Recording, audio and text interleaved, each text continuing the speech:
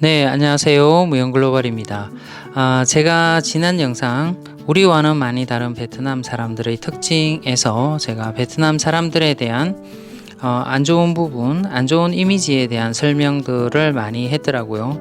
그래서 오늘은 제가 베트남에 있으면서 베트남 사람들에게 받은 좋은 이미지에 대해서 한번 이야기를 해 보도록 하겠습니다. 한국 사람의 정서로 볼 때 베트남 사람들의 좋은 습관 같은 것들을 한번 말씀을 드려 보겠습니다. 네, 오늘 제가 드리는 말씀은 제가 살고 있는 다낭을 기준으로 드리는 말씀입니다. 그래서 호치민에 사시거나 아니면은 하노이에 사시는 분, 그리고 또 다른 베트남의 작은 도시에 사시는 분들의 경험과는 다를 수 있습니다. 그 점을 조금 감안하시고 들어주시면 감사하겠습니다. 먼저 제가 베트남에 왔을 때 베트남 사람들에 대한 좋은 인상을 가졌던 점은 뭐가 있냐면요. 항상 이렇게 바라보면서 웃는 모습입니다. 사람이 이렇게 접근을 하거나 아니면 눈을 마주쳤을 때 웃어 보여주는 모습들이 상당히 좋았습니다. 사실 우리나라 사람들이 잘 웃지 않습니다. 그래서 옛날에 국제대회를 앞두고 우리나라 사람들이 잘 안 웃어서 그런지 웃는 캠페인을 TV에 이렇게 보내주는 모습들을 많이 봤었는데요. 여기는 그런 캠페인을 할 필요가 없을 것 같습니다. 적어도 제가 살고 있는 여기 다낭은 낯선 사람들이 쳐다보게 되면 웃는 베트남 사람들을 잘 발견할 수가 있습니다. 물론 이제 남자들보다는 여성들이 훨씬 더 잘 웃어주곤 합니다. 그리고 낯선 사람들에게 말을 걸 때입니다. 제가 뭔가 길을 물어보거나 요청을 할 때 우리나라 사람 같으면은 사실은 어느 정도 능력이 되는 사람들 또는 넉살이 좋은 사람들은 외국 사람들이 이렇게 길을 물어보거나 요청을 하게 되면 잘 응대를 해주는데요. 여기 베트남 같은 경우에는 거의 제가 살고 있는 다낭 같은 경우는 거의 모든 사람들이 그냥 잘 응대를 해줬던 것 같습니다. 그 사람들이 뭐 영어를 잘 하거나 한국말을 잘 하거나 이런 거와는 상관없이 자기들이 표현할 수 있는 그런 방법대로 최선을 다해서 알려주는 모습들을 많이 접했던 것 같습니다.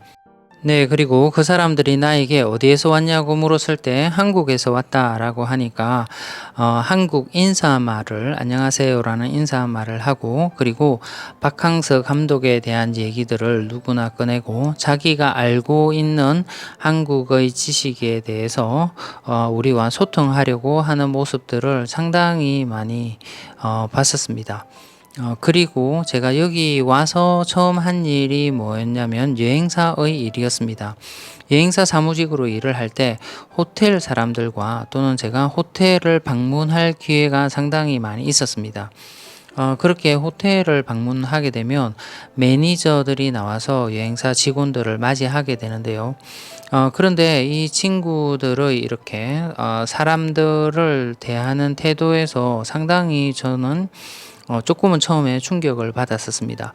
왜냐하면 제가 혼자 갔을 때 이렇게 옷을 차려입고 간 적은 한 번도 없었습니다. 그냥 긴 바지에 위에 티를 입고 갈 때가 많이 있었는데요.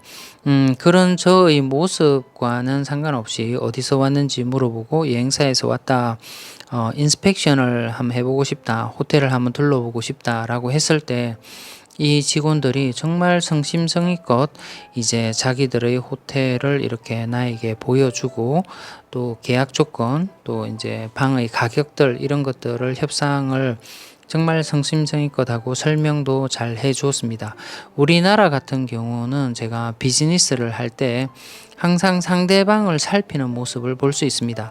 비즈니스를 이렇게 한다고 누구에게 찾아가거나 얘기를 꺼내거나 하게 되면 상대방의 모습을 보고 상대방을 먼저 살피는 그런 이제 느낌을 받을 수 있는데요.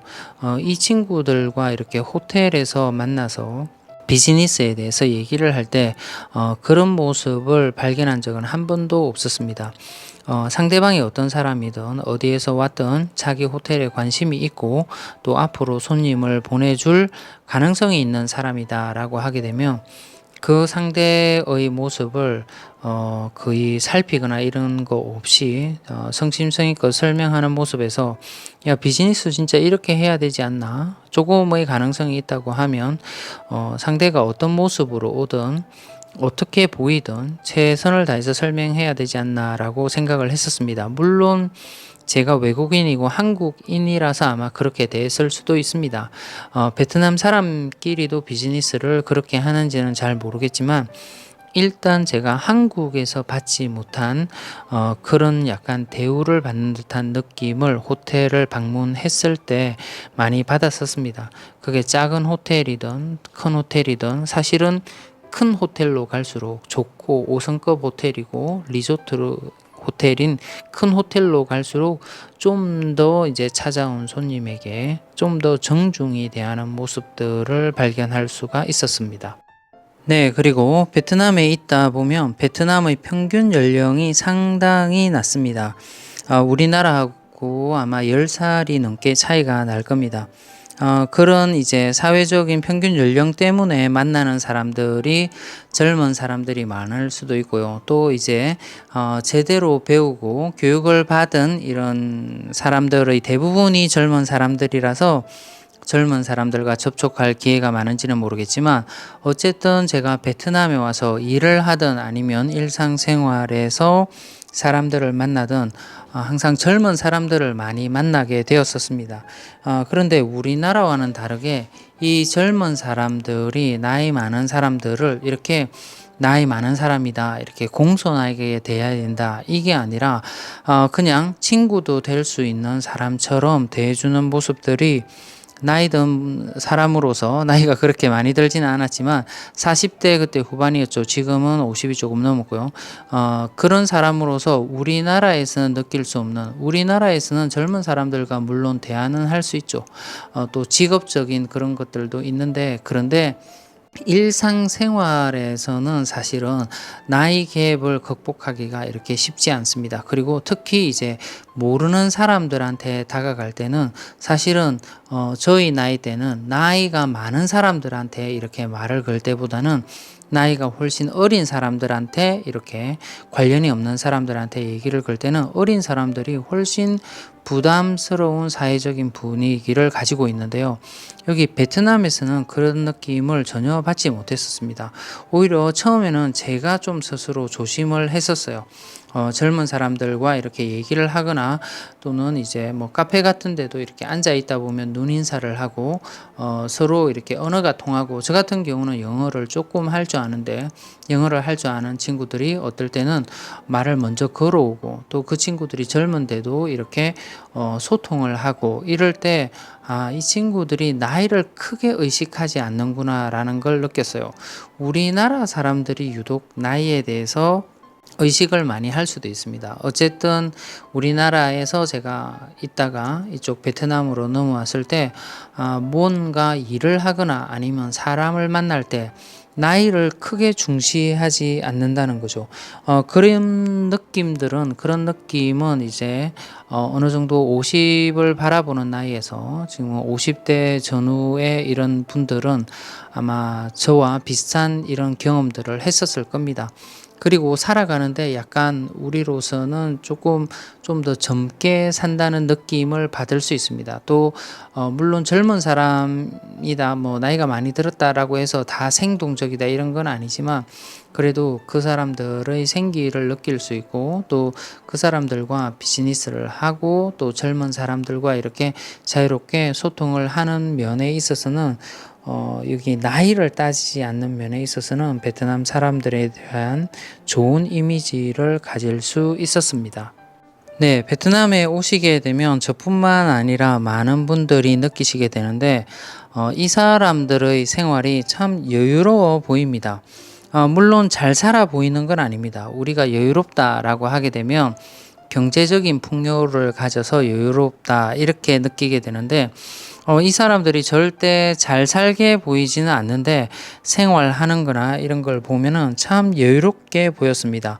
물론 이제 개개인의 생활로 들어가게 되면은 고민도 있고 어려운 점들도 많이 있겠죠. 그런데 외국 사람의 눈으로 볼 때, 한국 사람의 눈으로 볼 때 이 사람들이 많이 가지지는 않았지만 상당히 여유롭게 보였습니다. 그리고 우리나라 사람들 같은 경우는 어떤 일을 해서 성공을 했다고 하더라도 성공을 했으면 자만하지 말고 여기를 잘 유지하든지 또는 더 잘하기 위해서 뭔가를 노력해야 된다라고 해서 우리를 사실은 스스로 채찍질을 하는 경우가 더 많이 있습니다. 네, 베트남에서 살면서 주위에서 만나는 많은 사람들을 보면서 그 사람들이 수입이 적든 많든 보게 되면 상당히 여유로운 생활을 하고 자기의 생활을 약간 즐기는 모습들을 볼 수가 있었습니다. 제가 만나는 사람들이 부자도 가끔씩은 만나게 되었지만 대부분의 사람들이 월급이 한 달에 30만 원 전후 되는 그런 일반적인 사람들이 훨씬 더 많았었습니다. 그런데 그 친구들이 그렇게 번다고 해서 이제 여기서 못 먹고 사는 건 아닙니다. 어느 정도 먹고 살고 생활도 유지가 됩니다. 생활이 일반적인 생활이 유지가 된다라고 하게 되면은 자기의 경제적인 범위 내에서 여가 시간도 즐길 줄도 알고 또 친구를 만나서 이렇게 이야기도 가지고 또 이야기하는 데 있어서도 자기의 어려운 삶에 대해서는 잘 얘기를 하지 않습니다. 우리나라 같은 경우, 특히 저 같은 경우는 한국에서 친구들을 만나게 되면 이런 경제적인 얘기들을 상당히 많이 합니다. 어떻게 하면 더 잘 먹고 살 수 있을지, 또는 어떻게 하면은 좀 좋은 기회를 또 잡을 수 있을지, 그런 얘기들을 많이 하게 되는데 이 친구들은 자기의 생활이 그렇게 넉넉하지 않은데도 막 그것을 극복하기 위해서 평소에도 고민하는 모습들이 많이 없었습니다. 그리고 미래에 대한 걱정들, 미래에 대한 대비를 많이 하지 않습니다. 이건 뭐 좋은 점이라고 할 수는 없는데 어쨌든 이제 평소에 미래에 대한 우리는 보험도 많이 하고 미래에 대해서 노후 자금도 마련을 하고 이런 미래에 대한 생각들이 많은 게 우리 한국 사람들이고요. 그렇게 해서 아마 우리 한국 사람들이 지금 이런 경제적인 부를 이루었을 수도 있습니다. 미래에 대한 대비들을 많이 하다 보니까. 그런 많은 미래에 대한 대비는 또 현재의 나의 생활을 계속 이렇게 쪼아오는 압박이 될 수도 있습니다. 스트레스가 될 수도 있습니다. 그런데 이 친구들은 그런 부분들이 잘 없더라고요. 보험 하나도 없는 친구들도 많이 있고요. 미래 노후 생활 이렇게 얘기를 하게 되면 무슨 얘기 하는지 그냥 자기들의 세계에서는 전혀 들어보지도 못한 이런 얘기들처럼 받아들이는 사람들도 많이 있었습니다. 이 친구들은 지금 현재 자기가 먹고 살 게 있으면 그리고 다음 달이 불안하지 않으면 큰 걱정을 하지 않더라고요.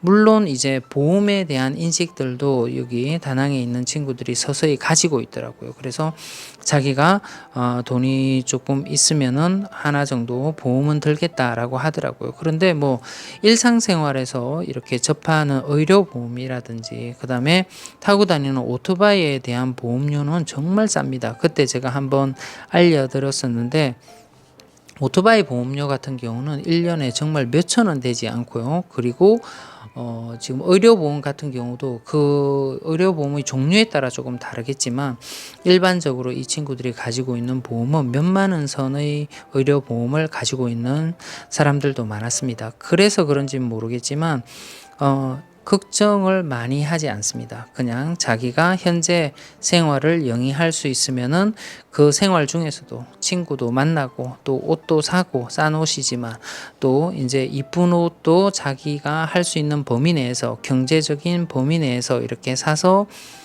있고 또 카페 같은 데 가서 사진을 찍고 올리고 또 그 생활을 만족합니다. 우리 같은 경우는 뭐 이거 맨날 찍어 올려서 뭐 하나 이렇게 하지만 그 자체로 그런 생활들을 즐기는 것 같아요. 그러니까 우리는 어떤 의미를 찾을 때가 많이 있는데요. 이게 의미 있는 행동인지 내가 이게 미래에 도움이 되는 행동인지 이 가치가 있는 행동인지 이런 부분들을 많이 따지는 그런 사회에서 이 친구들은 자기가 하는 행동들이 뭐 이익이 되는지 가치가 있는 행동인지 아니면 내가 어떤 기술을 연마하는 건지 아니면 생활에 아니면 나의 이익에 경제적인 그런 부분에 도움이 될 것인지를 크게 따지지 않더라고요.